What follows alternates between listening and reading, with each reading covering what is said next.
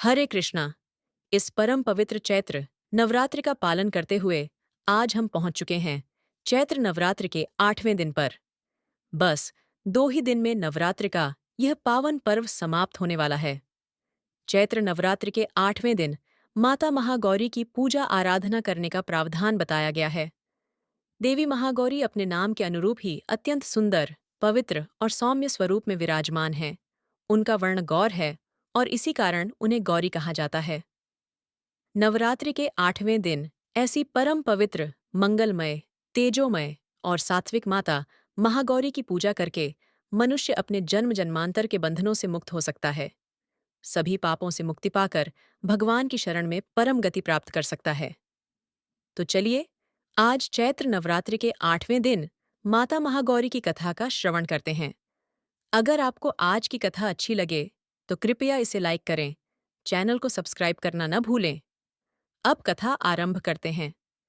पिछले वीडियो में हमने देखा कि देवी पार्वती ने शुंभ और निशुंभ नामक दैत्यों का वध करने के लिए एक ऐसा रूप धारण किया था जिसमें उनका रंग अंधकार के समान काला हो गया था। इस भयंकर रूप में उनका नाम पड़ा कालरात्रि। उन्होंने शुंभ निशुंभ और उनकी विशाल सेना का संहार कर देवताओं को पुनः स्वर्ग में लौटा दिया। जब देवी कालरात्रि अपने कार्य को पूर्ण करके भगवान शिव के पास कैलाश लौटीं, तो उनकी काली त्वचा देखकर भगवान शिव ने उपहास में उन्हें काली कहकर संबोधित किया। तब देवी ने सोचा कि यह रूप तो केवल दानवों के संहार के लिए धारण किया था, अब उन्हें अपने पूर्व सुंदर स्वरूप में लौटना चाहिए। उन्होंने अपनी त्वचा को हटाने के लिए अनेक प्रयास किए, लेकिन सफल न हो सकीं। तब उन्होंने ब्रह्मा जी की तपस्या का निश्चय किया। ब्रह्मा जी उनकी तपस्या से प्रसन्न हुए और सुझाव दिया कि वे मानसरोवर झील में स्नान करें। ऐसा करने से उनकी पूर्व कांति लौट आएगी। देवी ने ऐसा ही किया और उन्हें अपनी पूर्व श्वेत वर्ण त्वचा प्राप्त हो गई। इस कारण उन्हें देवी कौशिकी भी कहा गया। एक बार देवी कौशिकी ने एक दिव्य नदी में स्नान किया, जिससे उनकी त्वचा और अधिक तेजस्वी हो गई और इस कारण उन्हें महागौरी कहा गया। माता महागौरी का स्वरूप अत्यंत सुंदर, ममतामयी और सात्विक है। उनकी 4 भुजाएं हैं। उनकी उपमा शंख, चंद्र और कुंद के फूल से दी जाती है। उनकी आयु 8 वर्ष की मानी गई है। वे एक हाथ में त्रिशूल और दूसरे में डमरू धारण करती हैं। वे सफेद बैल की सवारी करती हैं। अष्टमी के दिन की पूजा विधि: सुबह जल्दी उठकर स्नान आदि कर शुद्ध वस्त्र पहने, फिर शुद्ध आसन पर माता महागौरी की प्रतिमा या चित्र स्थापित करें। गंगा जल से स्नान कराकर उन्हें सफेद वस्त्र अर्पित करें। माता को रात की रानी के फूल और काले चने का भोग अर्पित करें। साथ ही नारियल, मिष्ठान, पंचमेवा और फल भी अर्पित किए जा सकते हैं।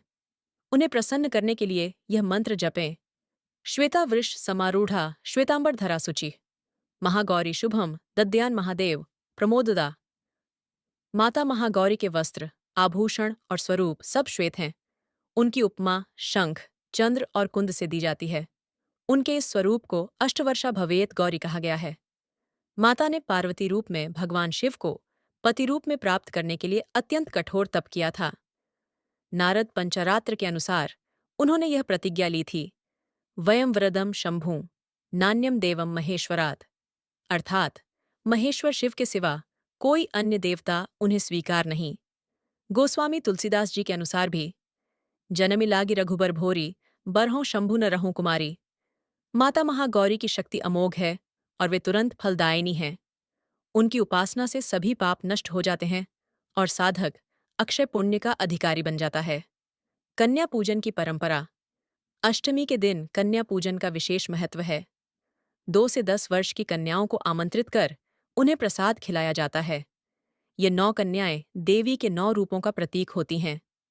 साथ में एक बालक को भी बुलाया जाता है, जो बटुक भैरव का प्रतीक होता है। इन कन्याओं के नाम और रूप इस प्रकार हैं: 2 वर्ष कुमारी, 3 वर्ष त्रिमूर्ति, 4 वर्ष कल्याणी, 5 वर्ष रोहिणी, 6 वर्ष कालिका, 7 वर्ष चंडिका, 8 वर्ष शंभवी, 9 वर्ष दुर्गा, 10 वर्ष सुभद्रा। पूजन के बाद कन्याओं को भोजन करवाएं और श्री कृष्ण को अर्पित प्रसाद भी उन्हें खिलाएं। अंत में उन्हें वस्त्र या उपहार अवश्य दें।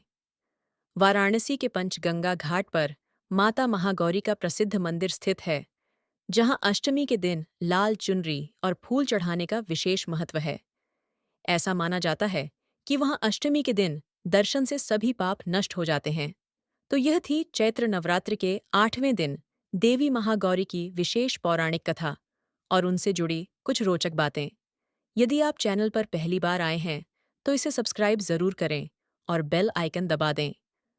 अंत में हम देवी महागौरी से प्रार्थना करते हैं कि वे हमें भगवान श्री कृष्ण की शुद्ध भक्ति प्रदान करें, जिससे हम इस संसार रूपी दुर्ग से निकलकर जन्म मरण के चक्र से मुक्त हो सकें और श्री कृष्ण के परम धाम वापस जा सकें।